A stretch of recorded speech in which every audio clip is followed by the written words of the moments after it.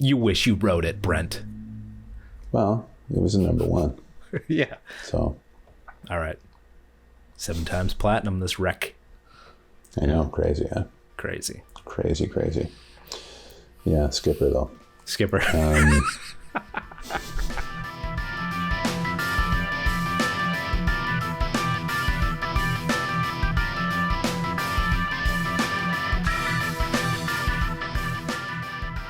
Brent, so recently I took TNRC to another social media platform, Right. try to get a few more eyeballs on what we're doing it. So I took over to Reddit. Yes. I made a Reddit community for TNRC. So if you guys are watching, and if you're into Reddit, head there. I mean, really right now I'm just catching up. I'm just posting all the old stuff, but I put a couple polls out. So they got like different communities for different bands, obviously, and we've done some big bands. And I was like, I'm kind of like, let's see what the community on Reddit's like all about. Are they actually going to interact with things? Do they interact with things? And turns out they do. I mean, some a little more than others, but reached out to like an Aerosmith and a Van Halen community, posted a couple questions. And do you want to hear? Do you want to get some results from these polls I asked? I would love to hear those results, please. All right. So I asked in the Aerosmith group what their favorite early Aerosmith album was. So knowing Aerosmith goes well beyond the following albums, what is your favorite? So just the ones that I kind of know. So I said, Get Your Wings, Toys in the Attic, Rocks, Draw the Line, Night in the Ruts. So Night in the Ruts. Huh? Night in the Ruts. I just asked. It was one of the earlier ones. Still the drug-fueled Aerosmith days. So I wanted to know. Right. So that and just to be known, I got one sort of it wasn't hate comment, but it was like somebody said no love for the first album. I was like, no, no. It's pretty different. No. Yeah, really. it is a little different. And somebody was like, it's severely underrated, might be their best. I'm like, don't. I know I've been an Aerosmith fan for 5 minutes, but don't give me that. Might be their best. So, results. So Get Your Wings. So out of 27 votes, Get Your Wings had 6. Okay. Toys in the Attic had 7. Okay. Draw the Line had 3. Night in the Ruts 1. Okay. Rocks pulled in the 10. I could see that. So of the 27 votes from the Aerosmith fans, Rocks was, so it was a little lackluster, the results, but I was still interested. I wanted to see what kind of poll that would get.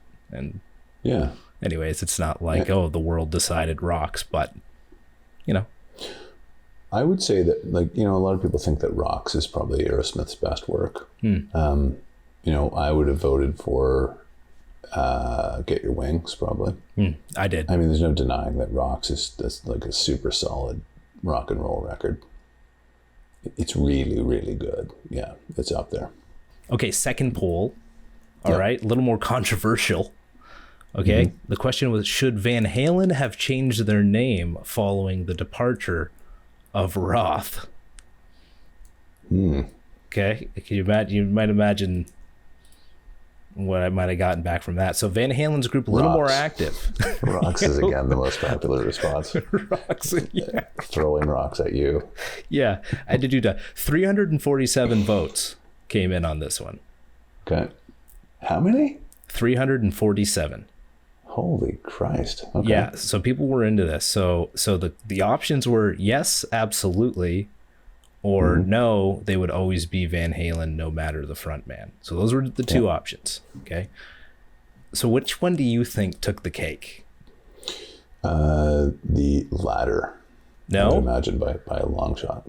No, correct. 310 said no. 37 said yes. They absolutely should have changed their name. So a lot of people on the no, or the no bandwagon. So it's I don't know. I thought that was kind of interesting. Well, it is. You could make an argument for both sides, but the argument, the side that I would be on would be to not change the name, and simply because Eddie Van Halen and Alex Van Halen, are in the band. conversely, it was Roth's idea to name the band Van Halen. See, that was my point. And also, there was talk about calling the band Van Hagar when Sammy joined. That's not just a nickname. Like, that was a serious thing. But it got voted down, apparently. What about Van Chironi? Was that ever an option? Van Chironi? That was just a very bad dream. Maybe the Chironi Van Band? None of that happened. None of it really happened. I don't think I've ever even listened to that. I got some comments, and like, I preface this, I said, don't crucify me. I'm new to discovering Van Halen, so I'm truly intrigued to know how people feel about the band post Roth. You know, have you ever used the internet before?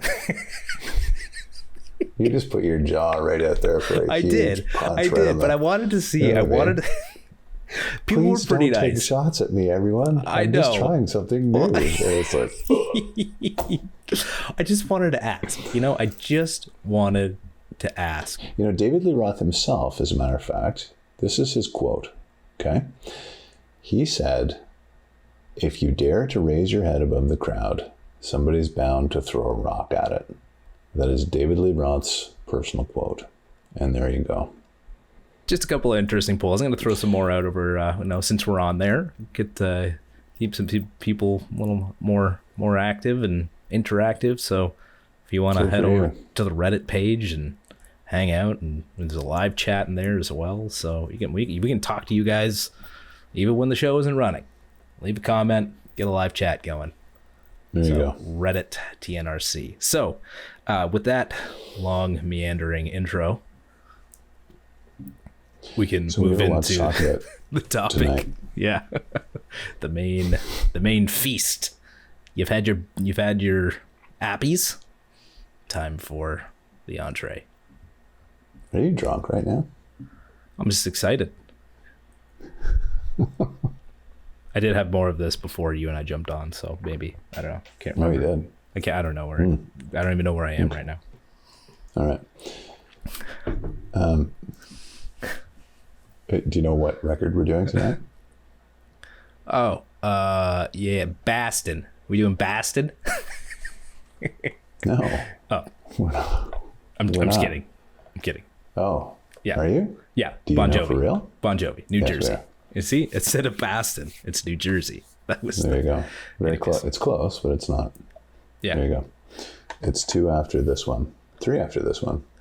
This is. Can you see it? It's Bon Jovi's first record. Wow. This is as close as I can get. I don't know if I had the cassette for New Jersey. I think I did, but I don't have it anymore. Holy smokes! Look at that. That's their first. How was that album? How was that one? You know what? It's actually really good. It's really. I mean, it's unsophisticated. We'll say. Yeah. But it's super hooky. Like, it's super, super catchy. Yeah. Yeah, you'll get my thoughts on Bon Jovi and hooks as we talk through this album. But man, are you a big JBJ fan? Have you been? I've gone back and forth with him, but I'm going to tell you, I think that, Bon Jovi for me was always a hair metal version of Bruce Springsteen. Not a hair metal, hair Took band. The words right out of my mouth. Don't you find, though? I mean, like, I on one hand, I've always felt bad for him that he kind of couldn't really escape the shadow of the boss, but on the other hand, I mean, he it seems like that's one of his favorite places to be, in a way, and that always confused me a little bit. But I love this album. I'm not going to lie. I think this album is fantastic if you listen to it in the proper context, right? Because there is cliches and it is a little bit saccharine in places and it's syrupy. But I'll tell you, man, this is a good record. New Jersey is. I'm excited to hear some of your thoughts. Oh wait, sorry. I was going to say, okay, what do you think? Yeah, what do I think? I think, just like, speaking of Van Halen, it sounds like these guys had fun when recording. You know what? Bon Jovi kept his cards pretty close to his vest. So he and I don't know if you listen to my podcast episode about his voice and all that stuff. But one thing that Bon Jovi did not do was, you know, they didn't go to the Motley Crue school of, you know, like public debauchery, right? If there was debauchery, and I'm sure there was quite a bit, it was kept behind closed doors. And there was no chatter. There was no, you know, there wasn't even speculation. Like Bon Jovi flashed that $1 million smile, and, you know, there was no controversy. Totally. It seems like it. Well, I think of Ride Cowboy Ride and Love for Sale on this album. And that's why I feel like these guys had some fun in the studio. They did, and we'll get to Love for Sale because I think that's actually really cool what they did there. And Ride Cowboy Ride too, actually. But yeah, let's go through the tunes because there's a lot to cover here. Yeah. And so, I want to go through most of, if not all. All right. So ultimately, when I mentioned last, you know, at the end of last episode, I was like, this is my mom was listening to Bon Jovi, and my sister would listen to Bon Jovi. That's right. So Holly is gonna love this episode then. Oh yeah, she was probably hey mom, you're welcome. Or Brent says you're welcome for this one. So like Crossroads was sort of like the album that they had. That was the CD. So I got the greatest hits. I got the hits of Bon Jovi when I was younger. So I had to really separate myself from, like, you know, young Alex listening to sister and mom's favorite band and music while I listened to this. You know what? I'm going to tell you something. That can really hamstring a band, you know? Yeah. In terms of listenership, right? Yeah. And I totally get what you're saying, because the way that a band is presented to you really can impact how you receive it. Mm-hmm. And that's hard to wash off. It is, and it was. So I had to get through this a few times to try and wash. But ultimately what I came down to was, man, you must have been, as a Bon Jovi fan, super excited for this album. I mean, and I don't think you could have been let down following an album like Slippery When Wet into this. Not only was there pressure on Bon Jovi to come out with something, you know, equal, if not greater than that album, but man, the way that as a fan you probably received this album, like, you were just had to have been so excited. I was actually happy about the way this sounded, and here's why. When Slippery When Wet came out, you know, I had the first record, I liked it, but it was not known at all. And I thought it was hooky. I thought it was kind of fun. You know, the second record didn't do very well at all, 7800 Fahrenheit, I think it was called. And then Bon Jovi kind of went away. And then they came back with Slippery When Wet. But it was very much aimed at female audiences. And all I remember listening to that record, and I think it came out in 86, it was like girls were all over it. And it was not like, you know, as a guy, it was funny because I'd listened to bands like Cinderella and, you know, Bullet Boys and Poison and stuff like that. So I wasn't far off. But this band, Bon Jovi, was a little bit kind of too geared towards, you know, female attention. Like the women loved it. And I remember, you know, they played during Slippery When Wet. They were playing in Toronto at Maple Leaf Gardens, and everybody from Sudbury was like, "Oh, we have to go." And I was like, "I don't have to go. I don't want to go."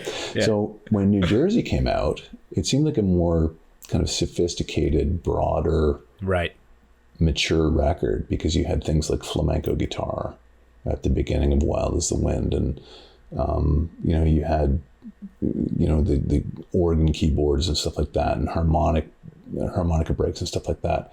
And it just seemed like it was a little bit more kind of grown up, and it wasn't geared towards, you know, teenage girls anymore. And I really liked that about it. When they sat down to write New Jersey on the strength of Slippery When Wet, you look at the first three songs: Lay Your Hands on Me, Bad Medicine, I think, is second, and then Born to Be My Baby is third, right? Mm-hmm. But Slippery When Wet had You Give Love a Bad Name as the second track, right? Which in essence is Bad Medicine, right? And then Living on a Prayer was track 3, which in essence is Born to Be My Baby. It's the same, you know, it's two young kids trying to make ends meet kind of thing. You know what I mean? So really they were following a blueprint again. And I heard a story once, in fact, about Bad Medicine, where they sat down and Sambora and Bon Jovi wrote most of the songs. And they sat down and they're like, we really have to write, like, you know, another You Give Love a Bad Name. And they wrote this song called Love is War. And they were so kind of desperate to rewrite You Give Love a Bad Name that Love is War basically had the same chord progression. It was the same song, and they didn't even realize it. They were like, oh shit, we have to start over. So they started over and they came out with Bad Medicine. Interesting. Yeah. Okay. All right. Well, hey, let's ultimately I'm not like super stoked on the entirety of this album, but it's also still really good, and I think it's really good for what it is. I think I still have some that I'm trying to wash off, but I'm also, I mean, the songs, yeah. So lay your hands on me to start it off. You want to start there? You got something else you want to? No, I just one more point. So for me, the record starts around track 5 with like Blood on Blood. Amazing. Me too. I mean, I do love Living in Sin, actually, but I do too. It's pretty syrupy. Yeah. And it's not like, I do like it and it's hooky, but it's, and there's a big Springsteen vibe there too, by the way. Totally. It's like hairband Springsteen, you know, 100% out the wazoo.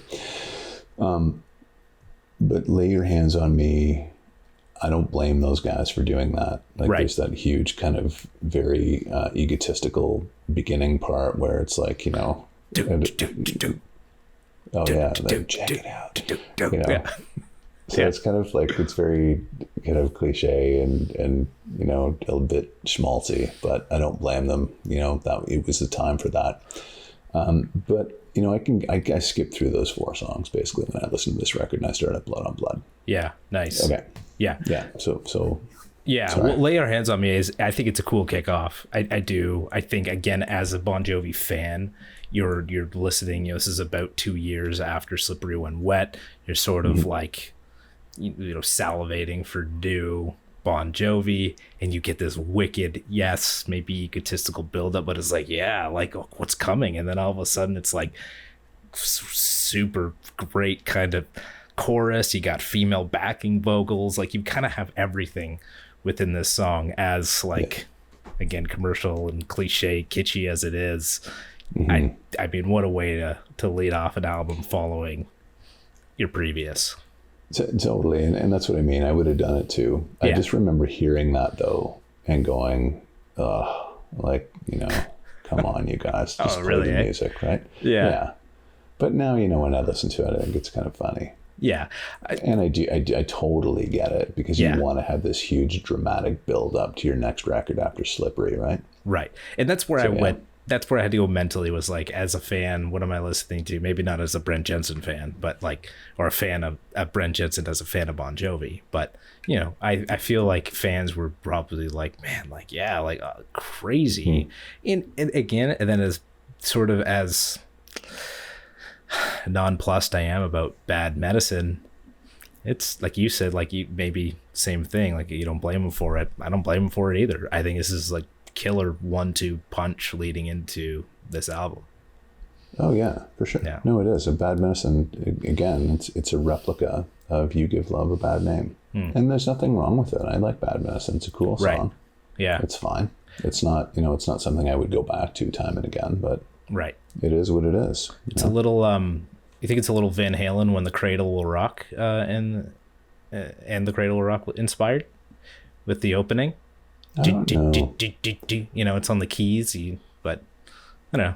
I'm just you came know to me a little bit. If bit. it is, it's super saccharine, right? Yeah. Because to my ears, when I hear, you know, In the Cradle Will Rock and Everybody Wants Them, it's just like a ripper, right? It's reckless and it's raw and dirty. Yeah. And this is like sanitized. It's homogenized for me. Right. Yeah. And I'm not saying that in a bad way. No, I get it. But no, it was just the way the keys went in, the dun, dun, dun, dun, dun, dun, dun, dun. And the same thing with In the Cradle Will Rock. They start with the keys through the amplifier, but I mean, there's no there's no touching Cradle, that's for sure. But no. These are two completely separate animals, right? To be sure.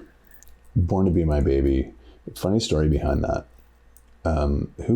Bruce Fairbairn produced this record, right? In Vancouver. So apparently Bon Jovi and Sambora wanted to do this song acoustically.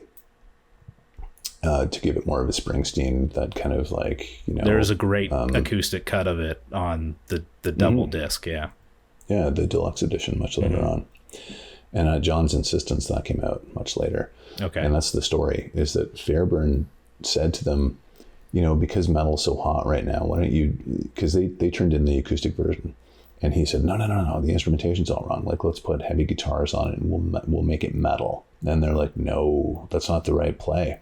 And he said, yeah, it is. And they did. And Bon Jovi said after, I think he said to Rolling Stone magazine, it broke the top 10, but that could have been a number 1 if he listened to us. And if you paid attention, Bruce Fairbairn was not around for the next album. Okay. It was Bob Rock. Right. Bob Rock still had something to do with this album, though, didn't he? Maybe in an engineering capacity, but yeah, I don't know. Yeah. But Fairbairn was gone, and that's probably why. Bob Rock, what a legend, eh? Just an absolute Canuck legend. Yeah. And Rock and Hyde. Do you know Rock and Hyde? I don't know Hyde. It's Paul Hyde. He was, they had a little outfit for a while in the 80s. Great musician. This amazing producer, Bob Rock is. Right. Yeah. What was the Black Album? The Payolas was Bob Rock, right? Canadian band back in the day. Yeah. Yep. Bob Rock. What a name. Is that his real name? I believe so. Robert Rock. Bob Rock. That's great. Well, I will say that, like, Born to Be My Baby, like, and Bad Man, like melodies are crazy, man. These guys, the way that they went with these songs, they could have totally ruined melodies easily. The way that they took them, it could have been easily they went down instead of up, but they took every like perfect melodic turn vocally and instrumentally on this album. And speaking of producers, that is part of the producer's job in my mind, is to listen to a demo and say, and have the vision to say it could sound like this. Yeah. The version that you and I hear at the end of the day. And that's why I love when bands include demos on deluxe versions that are released after the fact, because you hear how important, how integral a producer can be when he's a good producer. And Bruce Fairbairn was a good producer, because you listen to the demos for some of these songs, and Bon Jovi, always had a bit of a reedy voice, right? Sometimes he's a bit pitchy. But you listen to the demo of, like, Stick to Your Guns, and then listen to the album the album version. It's hilarious you said that, because I literally just listened to the demo of Stick to Your Guns before it came on. It's a huge difference. You're right. Huge. But you see the contribution of the producer in there. Yeah. And how valuable it is. Yep. Living in Sin is, I'm a big fan of this song, man. I actually really, really enjoy this song. Bruce Springsteen painted with a hairband brush. Yeah, so that's interesting. You mentioned the Bruce, because that Blood on Blood for sure, total Springsteen. So you talk about him living in the shadow, obviously both from New Jersey. Is that really the shadow? Is that really just it? Or what, was there anything further to that? They're from New Jersey too, but I think that Bon Jovi was just kind of like a huge Springsteen devotee. Oh, he was, okay. And that was in his blood. And again, I mean, I like Bon Jovi. He's a super talented guy. Great songs, but I just feel like he could never really get out of Springsteen's shadow. Yeah, that's too bad. I mean, songs like this and Blood on Blood don't help. But at the same time, it's like the fact that he can do this on his own. I mean, and you hear that inspiration. I mean, that's great. He still had to write these songs, and this is one of the songs that he wrote on his own. Yes. Yeah. And you can't deny the emotive draw involved in songs like Blood on Blood, right? In that breakdown, and he's talking about having really close friends that are like brothers, and they made a pact and all that stuff. Yeah. and it's very Springsteen-ish again. Yeah. But I remember a point where I was thinking, like, is this real? Like, is he genuine, or is this just like Springsteen schlock? You know what I mean? And I remember thinking, you know what, if I'm being like screwed around here, I'm still going with it because it's that good. Yeah. Like, even if I'm being bamboozled, I don't care. Yeah, totally. Because it's great. It is. Yeah, 100%. That's really what this album comes down to for me. Yeah. I mean, you mentioned, about liking Bon Jovi, just, I'm sure, like, as a person, not that you know him personally, but, just in, as a writer or a songwriter, and even just in the press, or even like as, again, didn't, like you mentioned too, not really a whole lot surrounding the band in terms of drama or, partying out of control. Yeah, tight-lipped, totally. Super tight-lipped. He kept a lid on all the stuff that was going on. And like with Sambora in that band too, like Sambora was wild. Yeah. But you never ever heard stories about Bon Jovi. You heard stories about all the other bands. Right. Never know. Wow. Yeah, that's if, man, how you did that, I don't know. But even in an interview he was talking about, because they took Skid Row out with them. So when they were touring. That's a funny story. Snake Sabo, the guitar player in Skid Row, used to be in Bon Jovi. Oh, okay. I didn't know that. He was pre-Richie Sambora. So when this little gem was recorded, right before this was recorded, Snake Sabo was the guitar player in Bon Jovi. A lot of people don't know that. And apparently, Sabo never really wanted to be the guitar player in the band. They were both from Jersey. And they made a pact. He and Jon Bon Jovi did. They said, whoever makes it first helps the other guy out. Right. Okay. So that's okay. And Bon Jovi went and pulled up Skid Row. Right. And that's how they they got their fame. Yeah. Got it. So I guess they did that, but it was still, I guess, at a little bit of a cost. From what I understand, Bon Jovi and Sambora still got, paid based on royalties or something on like the first album sales that Skid Row was selling. I don't know. I'm not sure what happened there. So there was a little bit of a falling out, so where like Skid Row ended up not like touring with them anymore, and I'm not sure the full details on why, but later on in an interview, Bon Jovi was like, John, I guess the whole band is Bon Jovi. John, I'll refer to him by his first name like we're buds, was like, Sabo's a good kid, the other who Rachel, somebody, the bass player.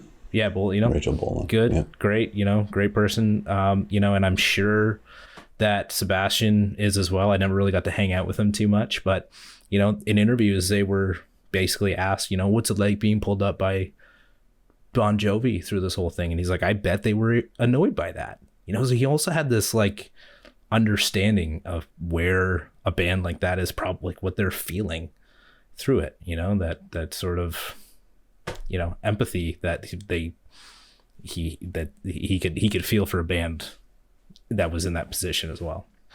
Blood on Blood. Yeah. So good. Fantastic track. This is where I started to shed the feeling of Mom and Sister's band, because I didn't know these songs. Good. Right? So Bad Medicine, Lay Your Hands on Me, like this record starts with Blood on Blood. Yeah. And like, it's like Aerosmith. I said Aerosmith is a deep cuts band. I don't know how deep cut some of these songs are, but I'd never heard these songs before. And I was like, man, this guy can write some tunes. So this album, New Jersey, had 5 top 10 hits, and I think 2 number ones. And all the rest of them obviously were deep cuts, but they were the only hair metal band to ever do that, by the way. Have 5 singles in the top 10. But the first 4 songs, Lay Your Hands on Me, Bad Medicine, Born to Be My Baby, and Living in Sin, were all top 10 hits. And then I'll Be There For You was number 5. So like, imagine that, Alex, like 1, 2, 3, 4. It's like, here's another one. Here's another one. Want another one? Here's another one. Wild. It's crazy. Yeah. 100%. Yeah. However, in spite of that, I skipped to Blood on Blood. Yeah, exactly. What does that say? Mm-hmm. Yeah. So they also co-wrote with a few people. Damien Childs. Was this Damien Childs? Desmond Child. This is a professional right. songwriter. Damien, Desmond, same thing, right? Desmond Childs. Yeah. He's a hit maker. He's the guy that you call in when, and I don't know if they really needed him at this point in their career. Usually he's the guy that like is on the phone. They're on the phone with him when the career is, starting to circle the drain. It's like call Desmond Child. Okay. And he comes in and writes some hits with you. Got it. And like Kiss did that with him. Right. Okay. And another professional songwriter they use is Diane Warren. Yeah. Who also has that same reputation of like, get her in here before Right. the clock runs out on her careers. That's wild, eh? Imagine being that kind of a person. Jesus. Yeah. Eh? Is that like a David Foster? Is that what you do with David Foster? You call Foster in? Yeah. Similar. Foster, if you want to come on the show, talk music, let me know.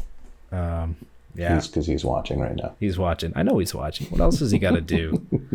You and Catherine McPhee just hanging out at home, just, feet up, Counting watching their money. TNRC. Please do it. Killer tune, Blood on Blood. Yeah, I love the little Bruce Springsteen talk breakdown for sure. I mean, it is. Oh God, yeah. But man, it's, you feel it, man. You feel this song. This is like a movie going on in your head while this song happens. So I enjoy it. Yeah. Yep. What's next? Homebound Train. Homebound Train. So good. Good. Yeah. So that, Bon Jovi's kind of at the height of his powers in this song, and he does the imitation whistle with his voice like that. He's got that kind of whiskey, you know what I mean? Oh yeah. Like you would never get away with that today, like trying stuff like that. But like, I just think that's such an 80s-ism, right? Like he did that and it was like, that's so cool. Yeah. Because it's like really hoarse. His voice is all kind of ravaged. Yeah. Some really good riffs. Sounds And awesome. this is a great point like on riffs for this band. Like this is good. It's good. The instrumentation's great, right? Yeah. They have the Hammond organ and the harmonica in there, dueling for probably about 12 to 24 bars before the guitar solo. Yeah, very cool. Yeah. No, a killer tune, man. Again, like great visuals too. Like with what he's singing about. I mean, the guy's a storyteller. He does paint some great pictures. And you know what? When you said earlier, this is where you started to pull away from like the Bon Jovi that was like in your mind, that was presented to you. I could see that right around this point of the record because like this is where they really start to outperform their hairband peers. You know what I mean? Like this is where they really kind of like add a new dimension. People are like, ooh, there's great musicianship. The songwriting is good. There's flashes of that in Slippery When Wet, but when you get here, this is like, man, this is like, didn't see it coming from these guys. No, me either. Wild is the wind. Oh yeah, this is good songwriting. Like this is a strong song. This is a song I couldn't get out of my head. All of a sudden we'd be driving or I'd be walking around down the kitchen. All of a sudden I just go, wow, and I just start singing because you can with this tune. Yeah, this could be a hit. It blows through my heart. I like how you add that weird. Yeah. Do it again. I can't do it on. Do it. I'm not a monkey, Brent. Okay.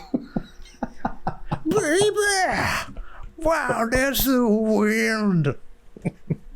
Yeah, I get to see a lot of couples listening to this song. A lot of great couple album. See, that's the thing that I kind of shied away from initially is Bon Jovi as a band get very close to that edge of cliche cliff, right, where they almost fall over, but they don't quite, right? Yeah. Like they're just like right on the precipice. I know. It's like, you know what? It's like the instrumentation. It's like the musicianship almost saves them. Like, because like, I think if that was bad or if that was like corny, then for sure. Yeah. Yeah. It comes close. Yeah. But you know what? I mean, it's like watching kind of Last Action Hero, by Schwarzenegger. Like you have to enjoy it for what it is. Right. There's going to be moments where you're like, oh, there's no way. But do you give yourself up to it because it's entertainment? You know what, man? Old movies, that's like, I'm watching Die Hard. I was watching Die Hard 2 the other day. And like, is it kind of corny? Sure, but like, it's all practical effects. And like, some of it looks bad, but compared to today where everything is like brutal CGI, you know? Right. Yeah. Sometimes it's this album is almost like dance like no one's watching, right? Like this is kind of the oral representation of that sentiment. Yeah. Do you know what I mean? Good point. Like sing it at the top of your lungs, everybody. Yeah, exactly. That's exactly what you do with this album. That's what this record is. Yeah. Yeah. Ride Cowboy Ride.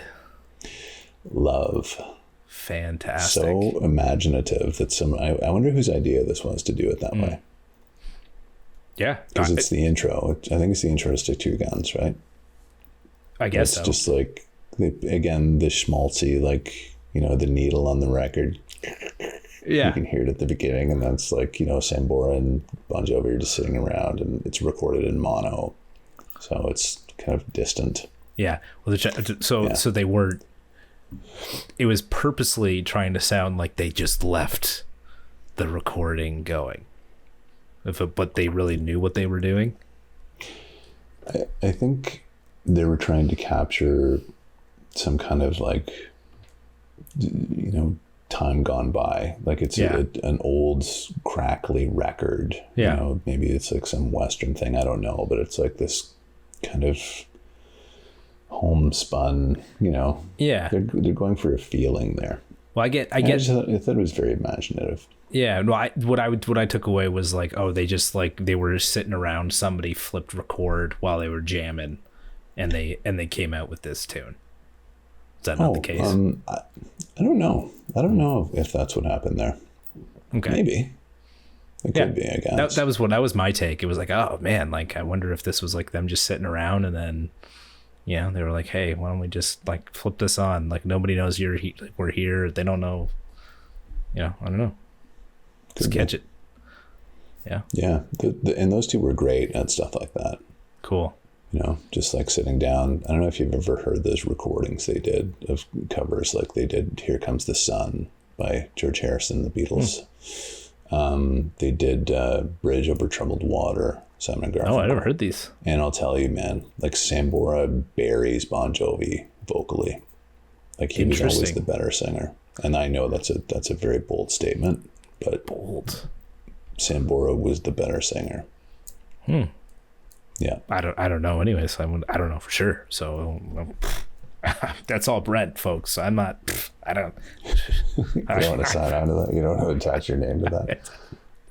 That's true. Yeah, no, exactly. I just attach myself to the Aussie sounds like Robert Plant. That's what I attach myself to. Oh God, I can't attach my name to that. Too bad.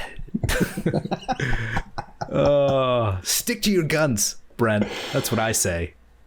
Ain't nobody gonna hurt you, baby. Huh? So okay, this is, you know, one of the coolest parts of this song is that this is how you know when a band is like super confident and at the top of their game. Locked the tag, in. Yeah. In the tag of the song, you know, the outro, it's like fading out. If you listen closely, you can hear Bon Jovi say, bingo card, stamp it. He sings the first verse over again, but he changes the melody line. And it's completely different. And it ends on like a high. And this kind of series of notes that he sings is just like so melodic and like, oh, it's so nice. Those are the little things those little nuances are the things that I love about these records. Go and listen to that. Okay. It's so good. Take a second listen to the album New Jersey. But just a beautiful record, right? Yeah. Or a beautiful song, rather. Sorry. Just a beautiful song, this is. Yeah. Yeah. I'm a big fan. Again, another one where all of a sudden you just walk around and you just stick to your guns. You just start singing. The other thing about this song, now that I think about it, there's that part right before the part I was describing in the outro where they go, oh, oh, oh, oh. Mm-hmm. Yeah. Do you know where that comes from? Have you heard that before? That's Why? Billy Joel. Oh, okay. Okay. Yeah. That's a very serious kind of Billy Joel-ism. And I think it's kind of intended maybe as a bit of a wink. You know, because Billy Joel's a New York guy. I'll be there for you. These 5 words I swear to you. Great ballad.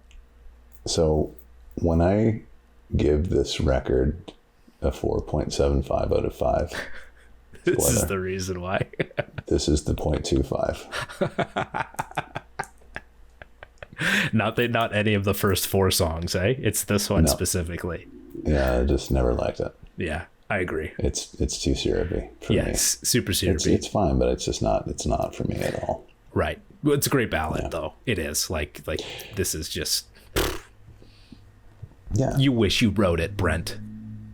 Well, it was a number 1. Yeah. So. All right. 7 times platinum, this wreck. I know, crazy, huh? Crazy. Crazy. Yeah, Skipper, though. Skipper. Yeah, Skipper, though. It's a dry humor returns. 99 in the shade. Love the song. Yeah. You know, it's like they just, if you're talking about tune stack and sequencing, this is just like, we're having fun, man. We don't even care. Like this is just, you know. And it's, again, the Springsteenisms, right? They talk about senoritas. Think about Rosalita. Like it's... Right. He just sings from the Springsteen songbook so much. Also Van Halen, man. Bon Jovi does. Little guitar. Hey, senorita. Huh? It doesn't matter. But do that part with your voice there. No. Hey, senorita. I feel like I'm going to be singing for the Muppets soon. Senorita. No, wow. The Muppets? No. Like all around, like those little guitar squeals and stuff too. Like seriously, like Van Halen reminiscent. I feel like with this song too. Like not just because of Senorita. This could have been on Diver Down, right? Yeah. You're right. That's a good point. Love for Sale. It's kind of like a fun little send-off. It's just goofy. And I think this was done separately. I think that this was an add-on. They did this because they recorded this in Vancouver. Yep. And I think they mixed the record in either New York or somewhere else. But I think that this was just John and whoever else. But I think that they did this separately during the mixing process. I think they were just fooling around one night. You know who really shines during the song? Sambora. Yeah. Oh, it's crazy. Right from the very start. It's crazy. Yeah. Right? Yeah. And he's like, he's just so cool. It's like, and just. I mean, as a guitar player, for sure. I don't know when he's singing. I haven't picked up on that, but. He doesn't really sing during this song. Oh, okay. But just on the strings there. But just amazing playing. Yeah. And fun because it's so loose. The whole song is just so loose. And you can tell Sambora's having fun and he's like playing the blues and it's like he's a really strong lead player. He's a great lead player. Take Your Whiskey Home, you know? It's similar. Like the Take Your Whiskey Home / Ice Cream Man. I think it said Ice Cream Man on another album too, but it's like again, they're just having similar fun. To Women and Children First. Yeah. Right? Guys just sitting in a circle and fooling around at 3 a.m. Yeah. Reminiscent of like old Rolling Stones XL stuff, you know, in a new way. It's awesome. I had to check and see if they actually wrote this song. I was like, did they actually write this song? Like it just seemed like such even like a 50s or 60s type of, singing style. It's almost like they're just making it up though as they go. You know, it's kind of funny. Yeah. It's really well done. It's loose and it's fun. And that was the perfect ending to it. Yeah. It wrapped it all up. Yeah. Yeah. Killer. Great record. Yep. So what do you think?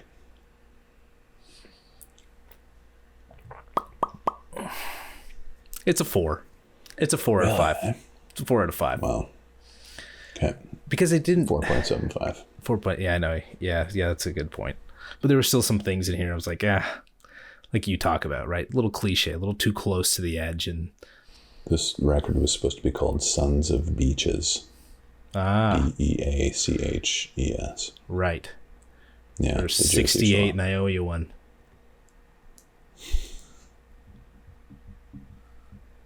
Sure. Get it? I do. Oh, okay. All right. That's what I heard as well. I heard it was either Sons of Beaches or 68 and I owe you one. Oh, is that right? Yeah. Oh, I didn't know that. I thought you were just trying to. I didn't even know what you're talking about. I'm like, okay, yeah. Yeah, so that's what they were considering, but then it was because of like the double entendre, slippery when wet. They were like, we're gonna be coming out too much like in the shadow of that if we try and, anyways. Yeah. So. I'm so glad they didn't name it that, or that. Or right? They would have 68 like, really kind of downgraded the record. Yeah, So New Jersey. stupid. It's cool. It's cool. Well, but then again, like Bon Jovi, they wanted to call the band Johnny Electric. Oh, Yeah. I mean that's pretty cool. Somebody said, who was it? I don't know. It was the record company, I think, said like, no, call it Bon Jovi. But just his name is Bon Jovi, right? Bongiovi. Right. That's his last name, John. And they said, just break it up, BON space JOVI. And he's like, no, Johnny Electric. And then they actually talked him into calling the band Bon Jovi. Crazy. I believe. Yeah. Well, yeah, cool record. I went through a lot to make this thing, sounds like as well. Sounds like there's a lot they went through in terms of touring and things leading up to this. So glad they made it. Me too. And still together. Without Sambora. Wow. He wore too much eyeliner. That's fine.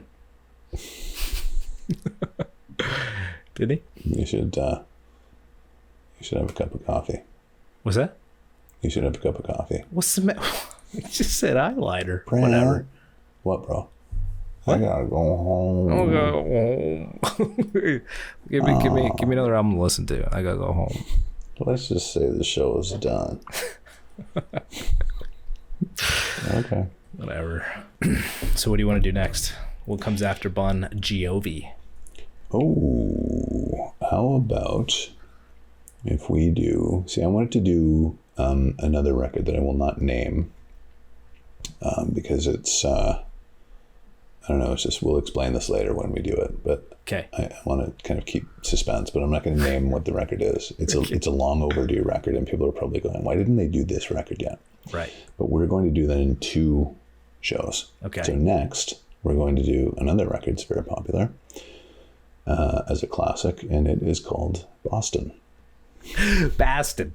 We're doing New Jersey, but now we're doing Boston. All right, that's Boston. Right. Yes. What's the album? It's just called Boston. Boston's Boston? Yeah. Debut record. Okay. Well, I'm going to have a cup of coffee and go to bed. Good. Make it a double. Make it a double. Make it an espresso. Is it espresso? The show is done. Or is it espresso? Espresso or espresso? Please don't say espresso. There's no X in that. Isn't X? No, that's such a pet peeve. Espresso. It's like saying escaped from jail. There's no X in there. It's terrible. Escaped. What about that? What about schedule? It's different, but it's not schedule. It's schedule. But I could see that. Escaped is not. It's like especially. There's no X in that either. Right? Stop throwing the C in the wrong spot. Right. Well, no, I got that sort. That'll be my next Reddit poll. How do you say espresso? Do you pronounce espresso with an X or with an S?